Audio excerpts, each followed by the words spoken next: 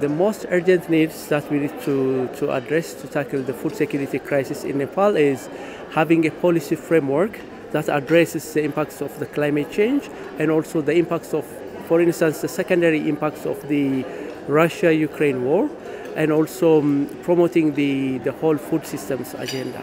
So what I mean by that is, the government of Nepal has a very good act, which is the Right to Food Act, which calls for giving access to every Nepali for an adequate and timely access to food.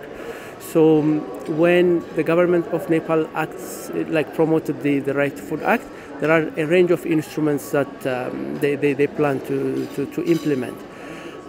So one of the actions that the government needs to take is, establishing a national food plan.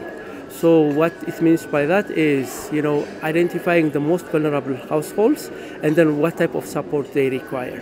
So WFP is working with the government of Nepal to operationalize the provisions of the Right to Food Act, and also establishing a resilient and sustainable food systems in Nepal.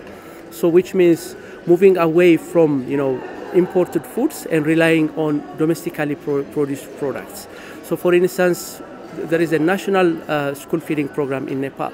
So that national school feeding program is, the government allocates money, and then that money is transferred to the local governments. So if the local governments make sure that the food served in schools is domestically produced, which is preferred by the children, and also more resilient and climate also sensitive. So these are the most urgent actions that I think we need to take. On behalf of all the UN agencies in Nepal, WFP has been delegated to lead the food systems agenda. So we are working closely with the National Planning Commission and all the relevant stakeholders to promote the food systems agenda.